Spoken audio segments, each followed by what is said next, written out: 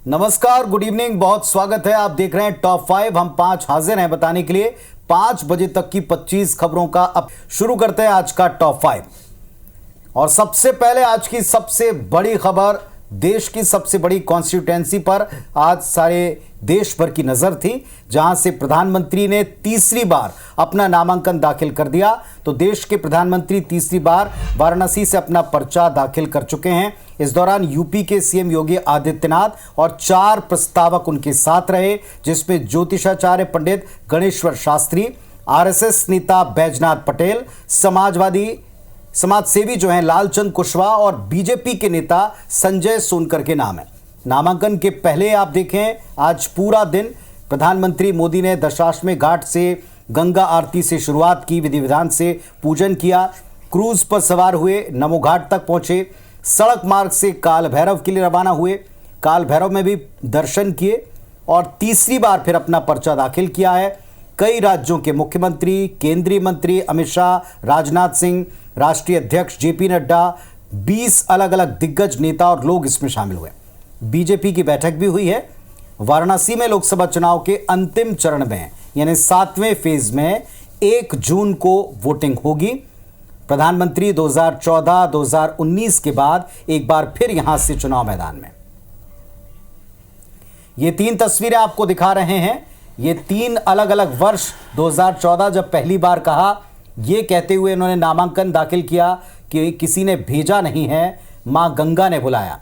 फिर 2019 लोकसभा का चुनाव, कहा गंगा जी की सेवा का अवसर मिला, गंगा ने मुझे अपना लिया। और अब की बार कहा लगता है कि मां गंगा ने गोद ही ले लिया। 2024 में तीसरी बार जब अपना नामांकन भरने पहुंचे। 3 अलग अलग वर्षों की ये 3 तस्वीरें देखें जब प्रधानमंत्री ने वाराणसी क्षेत्र से अपना नामांकन दाखिल किया।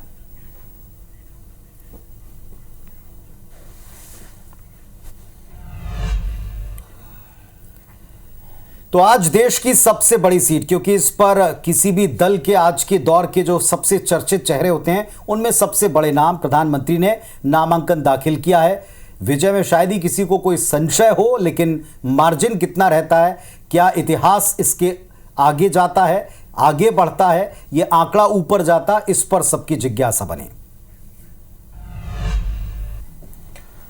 अभिनेत्री और मंडी से लोकसभा से भाजपा प्रत्याशी कंगना रनौत ने मंडी से दाखिल किया नामांकन। नेता प्रतिपक्ष जयराम ठाकुर, भाजपा प्रदेश अध्यक्ष राजीव बिंदल समेत कई भाजपा के शीर्ष नेता मौजूद रहे और इस दौरान कंगना की मां भी साथ नजर आई।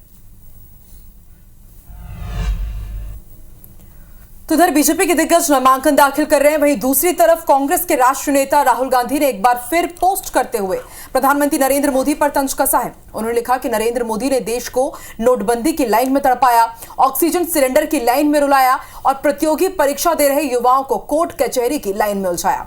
उन्होंने एक वीडियो भी जारी किया है। इधर मुख्यमंत्री नीतीश कुमार अस्वस्थ हो गए हैं। सीएम हाउस में डॉक्टरों की टीम लगातार उनकी देखरेख में कर रही है। स्वास्थ्य को देखते हुए मुख्यमंत्री के कार्यालय की ओर से एक चिट्ठी जारी की गई है। इसमें स्पष्ट लिखा गया है कि नीतीश कुमार अस्वस्थ हो गए हैं, इसलिए उनके सारे कार्यक्रम रद्द कर दिए गए हैं।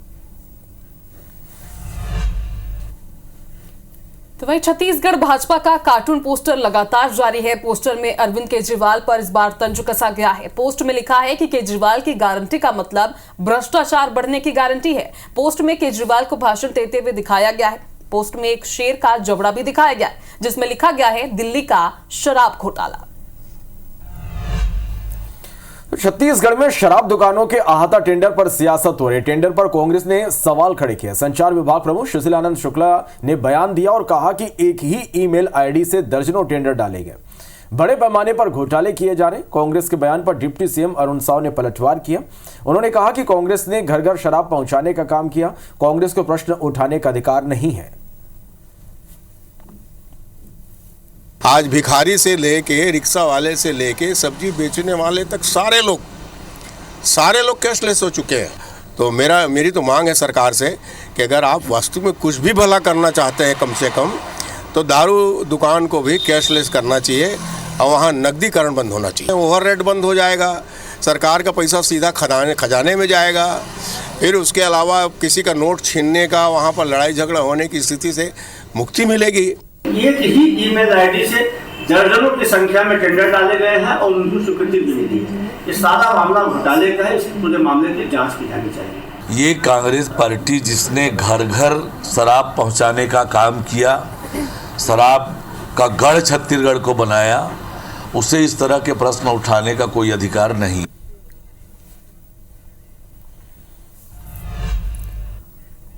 तो जैसे ही 2024 के चुनाव में छत्तीसगढ़ में चुनौतियां समाप्त हुई, मतलब यहां 3 चरणों में वोटिंग पूरी हुई, छत्तीसगढ़ की सियासत का सबसे अहम मुद्दा शराब, शराबबंदी, शराब अहाते, इनकी गूंज सुनाई पड़ी है। और इसी विषय पर आज पंचायती में डिबेट भी है। जरूर देखिए, जरूर सुनिए, दोनों पक्ष जो शराबबंदी के दावे करते हैं वो इस पर क्या तर्क रखते हैं। इधर छत्तीसगढ़ के कैबिनेट मंत्री रामचार नेताम ने बयान देते हुए कहा कि लोकसभा चुनाव के बाद निगम मंडल में नियुक्तियां होंगी, पूर्व सांसद विधायकों को प्राथमिकता दी जाएगी, पार्टी के समर्पित कार्यकर्ताओं को भी प्राथमिकता दी जाएगी।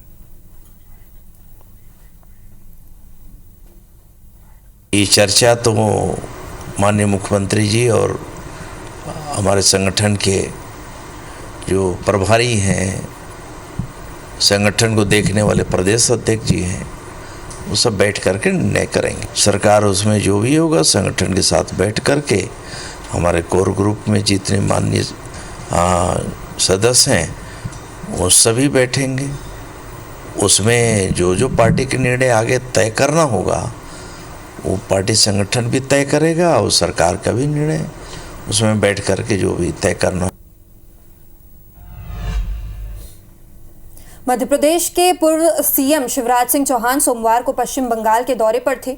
उन्होंने कई जनसभाओं को संबोधित किया। जनसभा को संबोधित करते हुए शिवराज ने बंगाल सरकार पर भी तीखा हमला बोला। पश्चिम बंगाल की स्थिति और ममता बनर्जी पर कटाक्ष करते हुए उन्होंने कहा कि अधर्म, पाप और अन्याय की अति हो चुकी है। ममता बनर्जी को क्या शर्म नहीं आती।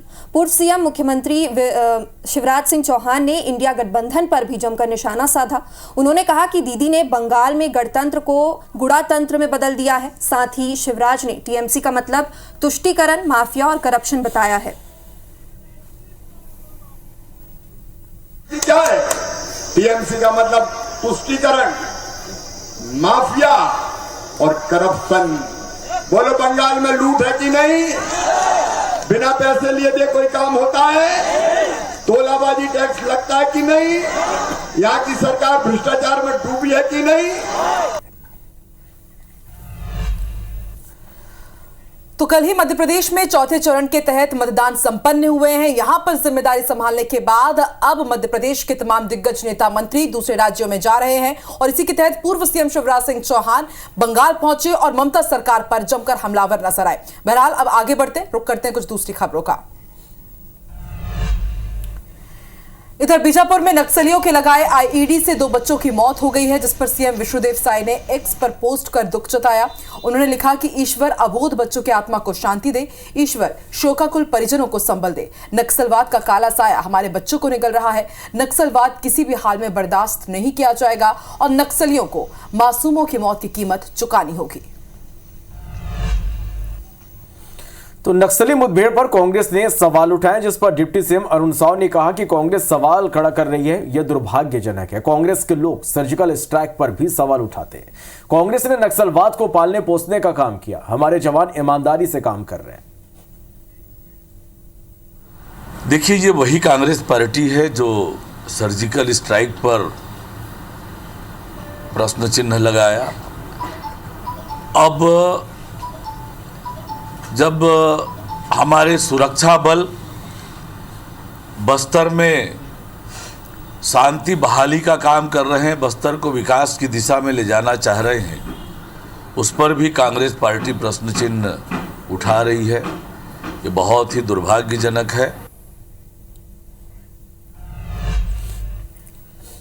तो एक तरफ पीडिया के जंगल में न केवल नक्सली ढेर किए गए, 12 नक्सली ढेर हुए, 24 नक्सली गिरफ्तार हुए और तकरीबन 30 से 40 के आसपास नक्सलियों के सरेंडर एक के बाद एक हो रहे हैं। आज भी एक बड़ा सरेंडर हुआ। एक तरफ इतनी कामयाबी, दूसरी तरफ इस पर बड़ा प्रश्न चिन्ह लगाया जा रहा है। क्या ये कोरी सियासत है या इसमें सत्यता है? ये अहम सवाल है। तो वहीं बीजापुर के पीड़िया के जंगलों में हुई मुठभेड़ की IBC 24 ने पड़ताल की है। बता दें कि 10 मई को पुलिस की बीजापुर की पीड़िया के जंगलों में नक्सलियों के साथ मुठभेड़ हुई थी, जिसमें सुरक्षा बलों ने 12 नक्सलियों को मार गिराने का दावा किया था। इधर स्थानीय लोगों ने मुठभेड़ में कई ग्रामीणों के मारे जाने का आरोप भी लगाया था। ग्रामीणों का कहना था कि तेंदुपत्ता संग्रहण के दौरान मुठभेड़ हुई थी, जिसमें मरने वाले कई ग्रामीण भी शामिल थे, जिसको लेकर बीजापुर SP जितेंद्र यादव का कहना है कि ये पूरी तरह से नक्सलियों का षड्यंत्र है। मुठभेड़ में मारे गए सभी लोग नक्सली ही थे, उनसे जुड़े सबूत पुलिस के पास मौजूद हैं।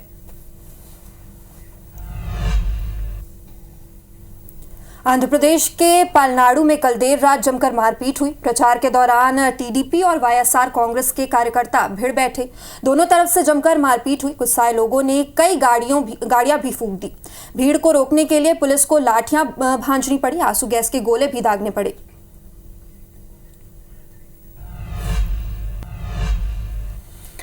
छत्तीसगढ़ में संचालित महादेव सट्टा में जांच के लिए ED EOW के बाद अब SEBI की भी एंट्री हो गई। ED ने चार्जशीट में खुलासा किया कि महादेव सट्टा ऐप प्रमोटर सौरभ चंद्राकर, रवि उप्पल और शुभम सोनी ने सट्टेबाजी की काली कमाई को सफेद करने शेयर मार्केट में 1000 करोड़ रुपए से ज्यादा का निवेश किया है। एक ही समय में करोड़ों रुपए के खरीदे गए शेयर ज्यादातर नामी कंपनियों के हैं। इस टीम में शेयर मार्केट के जानकारों को रखा गया था जो ट्रेडिंग का काम करते थे। मामले की जांच अब SEBI करेगी। सूरजपुर स्थित डैम में नहाने गए युवक की डूबने से मौत हो गई। SDRF ने रेस्क्यू कर शव को निकाला। रामानुजनगर थाना क्षेत्र के धवरपुर गांव का यह मामला है। वहीं पुलिस मामले की जांच में जुट गई है। एक बड़ा और अहम केस भोपाल में स्कूल हॉस्टल में बच्ची के साथ रेप के मामले में कार्रवाई हुई है। आरोपी स्कूल संचालक गिरफ्तार हुआ। पीड़ित बच्ची ने CWC की काउंसलिंग में बयान दिया, स्कूल संचालक का नाम लिया। गिरफ्तारी के बाद आरोपी का जिला अस्पताल में मेडिकल करवाया गया। मुरैना में पुलिस कर्मियों पर चेकिंग के दौरान पति पत्नी ने बदसलूकी का आरोप लगाया है। बदसलूकी का वीडियो भी वायरल हो रहा है। जानकारी है कि पुलिस बैरियल चौराहे पर चेकिंग कर रही थी। इसी बीच किसी बात पर पुलिस ने मारपीट की। पुलिस कर्मियों पर गाली देने का भी आरोप है। वीडियो वायरल होने के बाद मामले में पुलिस अधिकारियों ने जांच के आदेश दिए हैं। इधर बैकुंठपुर में ग्रामीणों ने बैरिकेडिंग कर सड़क को बंद कर दिया। सड़क की खराब स्थिति को लेकर चक्का जाम भी किया, जिसकी वजह से बाजार चौक सोरंगा से नर्सरी रोड पर यातायात प्रभावित हुआ। ग्रामीणों का कहना है कि कोयला से भरे वाहनों के चलते मुख्य मार्ग खराब हो गया है। पांडवपारा कालरी से कोयले का परिवहन होता है। SECL प्रबंधन पर सड़क की मरम्मत नहीं करने का भी उन्होंने आरोप लगाया है। रायपुर के anti crime and cyber unit की टीम ने ड्रग्स सप्लाई करने वाले गैंग के 5 तस्करों को पकड़ा है। इनमें से एक युवती के साथ 4 अन्य युवकों को भी हिरासत में लिया गया है। पुलिस के मुताबिक आरोपी दिल्ली से ड्रग्स लेकर रायपुर में सप्लाई करने की फिराक में थे। गैंग में एक पुलिस आरक्षक का नाम भी सामने आया है। आरोपियों के पास से करीब 660 ग्राम MDMA पाउडर जब्त किया गया, जिसकी कीमत करीब 2.5 लाख रुपए है। आरोपी शहर में होने वाली क्लब पब पार्टियों में भी शामिल होकर ड्रग्स की सप्लाई करते थे। उज्जैन में धोखाधड़ी मामले में साध्वी मंदाकिनी को पुलिस ने गिरफ्तार कर लिया है। चिमनगंज थाना पुलिस ने कार्रवाई को अंजाम दिया। साध्वी पर धोखाधड़ी के 2 मामले पहले से ही दर्ज है। भोपाल में बदमाश कितने बेखौफ हैं, इसकी तस्वीर एक बार फिर देखने को मिली। टीटी नगर में बदमाशों ने वाहनों में जमकर तोड़फोड़ की और करीब 12 वाहनों को निशाना बनाया। पुलिस मामले की जांच कर रही है। भोपाल में इस्लामी गेट के पास दुकान में भीषण आग लग गई। आग ने 2 दुकानों को चपेट में ले लिया। दमकल की टीम ने आग पर काबू पा लिया है। घटना में लाखों रुपए के नुकसान का अनुमान है। खबर जबलपुर से है, जहां गर्मी के मौसम में जिला अस्पताल के हालात काफी बदतर हो गए हैं। ICU वार्ड में लगे AC खराब हो गए हैं। वार्ड में मरीजों के परिजनों ने घर से लाकर पंखे लगाए हैं। तस्वीरें आप देख रहे हैं। सिविल सर्जन ने वार्ड के AC खराब होने की पुष्टि भी कर दी है और civil surgeon doctor Manish Mishra का बयान भी अब सामने आ गया है। उन्होंने कहा कि आचार संहिता लागू होते ही नहीं खरीदे जा सके नए AC और खराब AC सुधरवाने और दूसरे वार्ड्स के AC लगवाने का काम किया जा रहा है। आज शाम या फिर कल सुबह तक स्थिति सामान्य हो जाएगी। आजादी के बाद से ग्राम और पांचुर में ग्रामीण मूलभूत सुविधाओं से वंचित है। ग्राम पंचायत मेंढरा के आश्रित गांव में आज तक बिजली नहीं पहुंची। ग्रामीण गैस, मोबाइल और इंटरनेट के बिना यहां पर रहते हैं। गांव में सिर्फ 2 लोगों के पास मोबाइल है, जिसे चार्ज करने के लिए उन्हें पड़ोस के गांव में जाना पड़ता है और नेटवर्क खोजने के लिए पेड़ पर चढ़ना पड़ता है। गांव के छात्र मोमबत्ती और लालटेन की रोशनी में पढ़ाई करने के लिए मजबूर हैं। ग्रामीणों की माने तो छत्तीसगढ़ राज्य के गठन के बाद से कई सरकारें आई और कई गई, लेकिन नेता मंत्री महज आश्वासन देकर चले जाते हैं और आज तक कोई भी विकास के काम इस गांव में नहीं हुए हैं। समस्या है, बिजली नहीं है। कई वर्षों से हमने आवेदन कर चुके हैं, कलेक्टर में गए हैं, विधायक को दिए हैं, सांसद को दिए हैं, लेकिन आज तक शासन प्रशासन बिजली के लिए कोई निर्णय नहीं लिया। जनदर्शन के माध्यम से हम कई बार आवेदन किए कि इस गांव में अंधेरा छाया जाता है, यहाँ पर स्कूल है, आंगनबाड़ी है, ये शिकायत हम कई बार यहाँ पर किए, लेकिन आज तक शासन प्रशासन की ओर इस ओर ध्यान ही नहीं है। खाद्य वितरण में पारदर्शिता के लिए राज्य सरकार राशन कार्डों का नवीनीकरण कर रही है और इसके लिए प्रदेश भर में राशन कार्डों के वेरिफिकेशन का काम शुरू हो चुका है। रायगढ़ जिले में 3.25 लाख से ज्यादा राशन कार्ड वेरीफाई हो रहे हैं, लेकिन 3 बार तारीख बढ़ाने के बावजूद 26,000 से अधिक राशन कार्ड धारियों का अब तक कोई पता नहीं चला। दिए गए पतों पर राशन कार्ड धारी है नहीं। ऐसे में इन कार्डों को विलोपित करने की तैयारी है। आंकड़े सामने आने पर बीजेपी ने एक बार फिर पिछली कांग्रेस सरकार को इसका दोष दिया। भाजपा का यह कहना है कांग्रेस कार्यकाल में बड़े पैमाने पर फर्जी राशन कार्ड बनवाए गए, जो अब उजागर हुए हैं। कांग्रेस सरकार के समय हमेशा से रहा है कि जो बाहरी लोग आते हैं, उनके जो कांग्रेस संबंधित पार्षद रहते हैं, उनके जो राशन कार्ड बनाते हैं, वोट बैंक के हिसाब से ये राशन कार्ड बनते हैं। और अगर इसमें जहां फ्रॉडगिरी निकलता है तो जो राशन दुकानदार संबंधित फ्रॉडगिरी है उन पर जरूर कार्रवाई भी होना चाहिए। भारतीय जनता पार्टी के शासन काल में कितने फर्जी कार्ड बनाए गए हैं। हर वार्ड में लगभग 1500 कार्डों को सिलेंडर कराया गया है। और जहां तक बात करें कांग्रेस शासन काल की, तो वो फर्जी राशन कार्ड को काटने का काम कांग्रेस शासन ने किया था और फर्जी काम केवल और केवल भारतीय जनता पार्टी के शासन काल में हुआ है। कारण तो यही लगता है, जैसे जो 26,000 बचे हैं उसमें अधिकतर सामान्य श्रेणी के जो राशन कार्ड प्रचलित थे वो ज़्यादा संख्या में है। कई पलायन हैं राशन कार्डधारी और कई मृत हैं, उसके कारण भी बचा हुआ है। वर्तमान में ऐसा तो कोई अभी निर्देश नहीं है, बाद में जैसा निर्देश होगा उसके आधार पर कार्रवाई। और इस वक्त अब अगले चरणों को लेकर धुआंधार प्रचार का दौर शुरू हो चुका है। इस वक्त आपको उत्तर प्रदेश के अमेठी लिए चलेंगे। सीएम योगी आदित्यनाथ ने यहां पर प्रचार किया, संबोधित किया।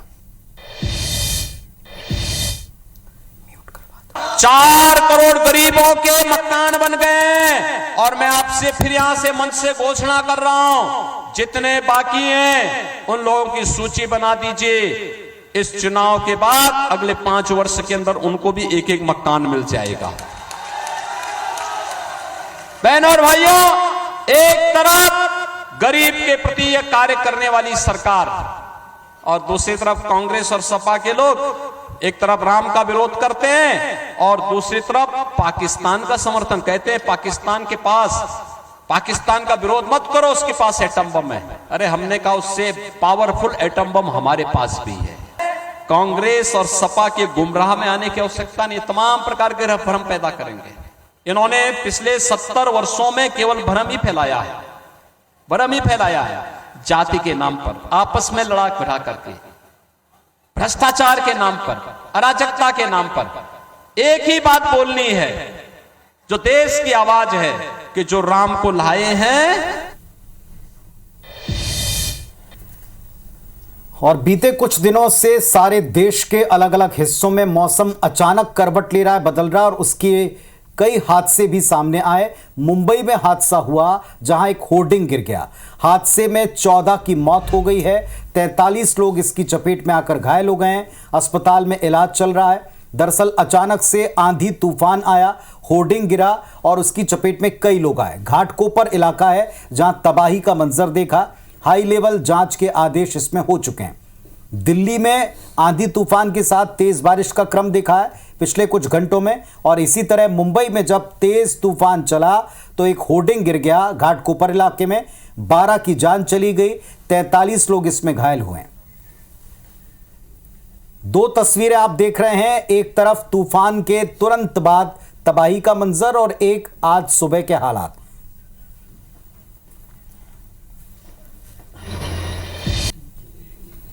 तो टॉप 5 में आज के लिए अभी के लिए बस इतना ही, लेकिन IBS24 पर खबरों अपडेट का सिलसिला लगातार जारी है। आप देखते रहें IBS24। फिलहाल हमें इजाजत दें, नमस्कार।